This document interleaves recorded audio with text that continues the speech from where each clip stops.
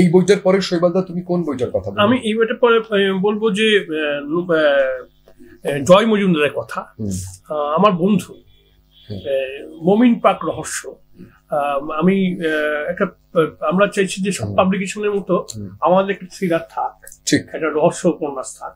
তা জয় মজুমদারকে বলেছিলাম, জয়দাকে, আমি 1 বছরের সিনিয়র, জয়দা বলি আমি, তা তুমি একটা লেখো। বলে ঠিক আছে, আমি একটা বিদেশি গল্পের অবলম্বনে লিখব।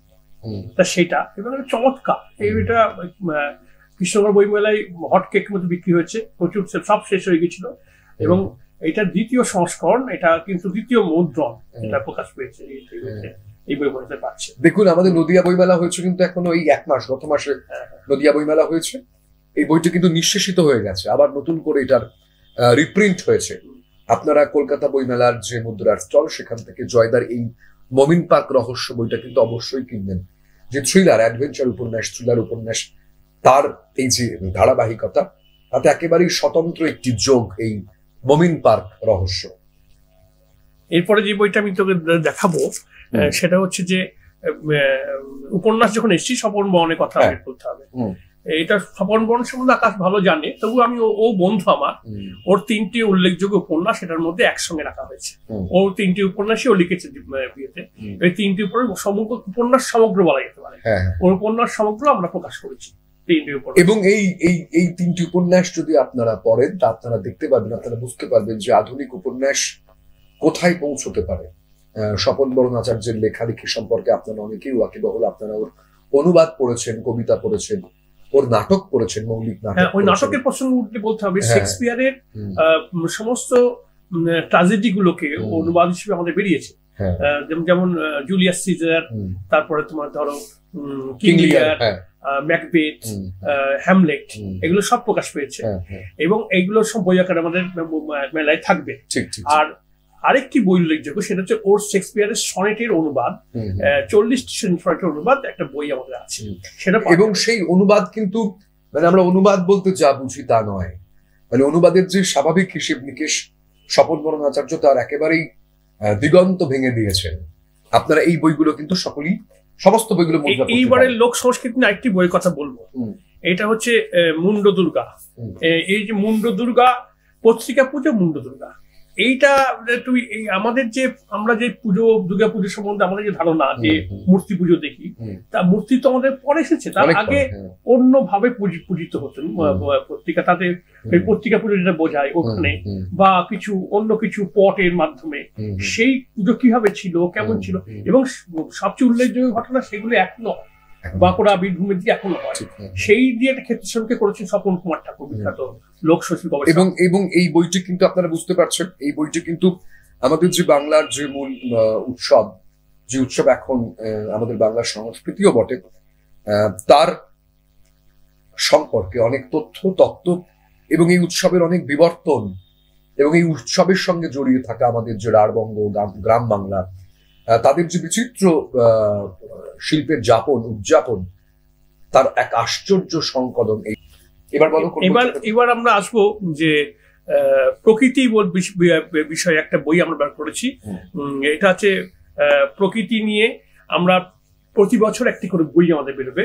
এটা প্রকৃতি বিষয়ক গ্রন্থমালা 1 বেরিয়েছে এবং এটা আমি সম্পাদনা করছি না, আমি শৈবাল সরকার এবং সুপ্রতিম কর্মকার দুজন মিলে। প্রথম সংখ্যাটা নদী নিয়ে, এবং নদীর সূচিপত্র হচ্ছে, তুমি দেখো যারা লিখেছেন নদী নিয়ে লিখেছেন সন্মাত্রানন্দ, রূপক কুমার পাল, জয়া মিত্র, কৃষ্ণা বসাক, সুশীল সাহা, সুদক্ষিণা গুপ্ত, শশাঙ্ক দেব, সোমেন সেনগুপ্ত, তন্ময় ভট্টাচার্য, প্রাণময় ব্রহ্মচারী, অনির্বাণ রায়, সুপ্রতিম কর্মকার। এবং ওই বিষয়গুলো হচ্ছে ওই উত্তর বাংলার নদী সংকট, তার সম্ভাবনা, তার সম্ভাব্য সমাধান, ভালো গঙ্গা জলের স্মৃতি, দেশের বাড়ির নদী নিয়ে বাণিজ্য, এবং এই ধরনের নদী নিয়ে যতগুলো ধারা হতে পারে। এবং দেখুন, এই বইটি কিন্তু আমাদের যে পরিবেশ আন্দোলন, এই মুহূর্তে একটা খুব গুরুত্বপূর্ণ বিষয় আমাদের এই পৃথিবীতে, এই বিশ্বে, তার ক্ষেত্রে কিন্তু একটি উল্লেখযোগ্য মুখবন্ধ বলা যায় এই বইটি। এই বইটি কিন্তু প্রথম সংখ্যা বেরোচ্ছে, প্রকৃতি প্রত্যেক বছর একটি করে সংখ্যা বেরোবে। এবং নদী যারা ভালোবাসেন, যারা নদীর কাছে বারবার যান, আমরা তো বারবার নদীর কাছে যাওয়ার চেষ্টা করি। নদী আমাদের প্রাণের ধারা, নদী এবং সেই প্রাণের ধারার কোলও বটে। আপনারা এই বইটা কিন্তু পেয়ে যাবেন। সামান্য কাজ। এই নদী যখন কথা আসছে তখন আমার মুদ্রার পত্রিকা, হ্যাঁ, জলাঙ্গি বলে মুদ্রার পত্রিকা আমরা জলাঙ্গি নদী নিয়ে একটা আস্ত নদী নিয়ে একটা আস্ত পত্রিকা আমরা বার করেছি, এবং এটা বলা যায় একটা বড় কাজ হয়েছে। এবং তারপরেই জলাঙ্গি নদী নিয়ে আমরা বিভিন্ন রকম আন্দোলনের দেখতে পাই, সেগুলো হয়েছে।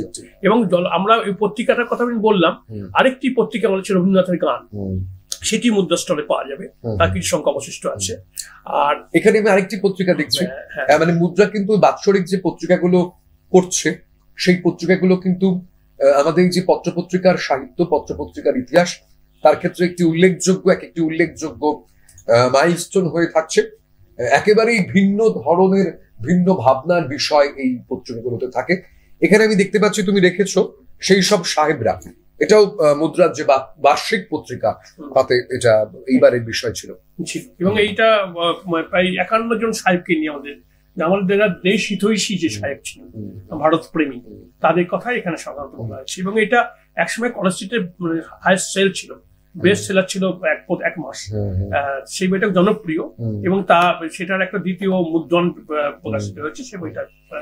দেখুন, বিদেশ থেকে এসে, বহু দূরের দেশ থেকে এসে এই ভারতকে ভালোবেসে ফেলা, এবং ক্রমাগত ভারতবর্ষের রক্ত মাংসের মানুষ না হয়েও তারা এই যে ভারতীয় হয়ে উঠছেন, এক আশ্চর্য কিন্তু জীবনেরই আবিষ্কার বলতে পারেন। এই বইটি অসামান্য।